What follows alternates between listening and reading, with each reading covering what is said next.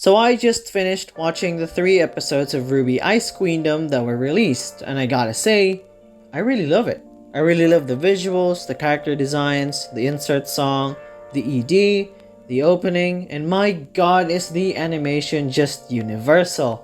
I was blown away by the outstanding smooth animation. So you're wondering if the anime so far is a must skip. Well, I'm gonna have to tell you, don't skip this one. This seems like it's going to be a fun ride. The animation is breathtaking, the voice acting is great, and for the millionth time, the animation is phenomenal. The story is pretty interesting as well. The 3 episodes are basically just volume 1 of the original RWBY, but it has some new content in it as well, with the addition of Shion Zaiden, a nightmare hunter whose purpose is to hunt a Grimm called Nightmare that sucks out and drains any human of their aura, and basically traps their host in their dreams, and said host becomes a breeding ground for the Grimm. Pretty messed up stuff to begin with, to be honest, and it's a new concept that I really think is cool. Now we also get to see characters who weren't present at all in the original, at least in volume 1. We get to see Tai, RWBY, and Yang's father. We get to see the Schnee family, Winter looking hot as always, Klein being the best butler, Whitley being annoying, and then their father. So what I love about the first episode as well is how they introduce Blake and Weiss. And it's obvious that Shaft used the white and black trailers. We get to see Weiss battle the giant knight to prove herself worthy to her father to enroll at Beacon Academy. And we get to see Blake cut her ties with the White Fang as well, which is pretty good since those really have a role to play on introducing their characters. And I also love how they mimic the pose Weiss does midair. And I'm guessing some people are gonna say, oh my god, Shaft did it again with their head tilt thing. It's a cool detail to point out, but it isn't Shaft that did it though. They simply reanimated the entire scene, which is pretty awesome to watch, not gonna lie. Other than that, I also love how they give some scenes more context, since the original RWBY Volume 1 felt like it had a ton of cut content in it. Like for example, RWBY was at the city simply looking for cool stuff to give Yang as a present for enrolling at Beacon. And in the original, RWBY was already at the Dusk Till Dawn store for some reason, and so on and so forth. And we got to see Tai and Ozpin's interaction, which is pretty cool to see, because in the original, those two were never present at all with one another, so I was pretty happy to see them finally talking to each other. Ozpin also mentions Team Stark here, and just in case that name will become important later in the anime, I won't spoil anything. So, okay, I really like the idea where they're heading here with Weiss's character. So in the original, her character development happens after her talk with Professor Port, in which I have to add that, for some reason, he looks scary here. Just me? Okay.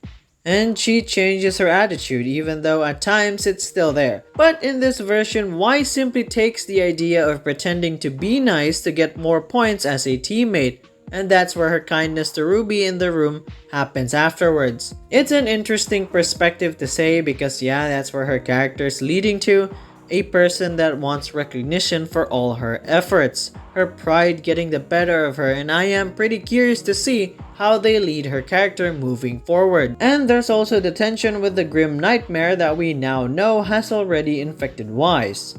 John gets cured immediately because his aura is underdeveloped, but for a person like Weiss who does her best in making sure she's in top shape, that's really not looking good here. I really felt so happy seeing Penny here, and although they cut out her catchphrase and her battle scene that made me fall in love with the character, I was still pretty much satisfied with what they gave me. Just a scene of Penny and her blades as everything around her was on fire.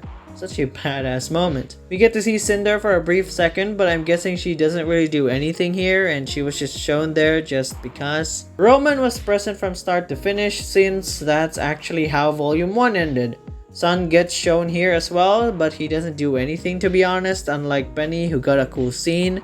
Sun's moment was just cut out, and the ending for the episode simply shows the Nightmare, or at least the Weiss the Grimm is trying to impersonate here, trap Weiss into her dream. The same thing that happened to John. Now I don't know how exactly the Nightmare Grimm works, they haven't really gone into much detail about it yet, just that it traps its hosts in their dreams to also turn their host into a breeding ground for the Grimm.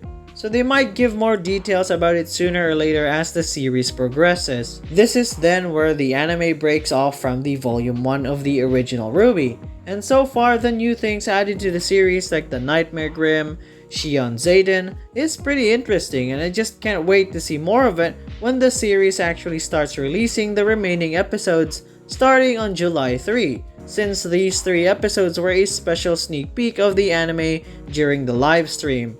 So everything else so far was really similar to how the volume 1 went. Ruby and Yang reach out to Blake as she was reading a book about 2 souls trapped in one body. Weiss clearly does not like Ruby. Pyrrha obviously likes John, but this all happens in the ship they were being transported in, not in the academy. So just a few change of settings and dialogue are present, but they pretty much still tell the same story. So my thoughts on it.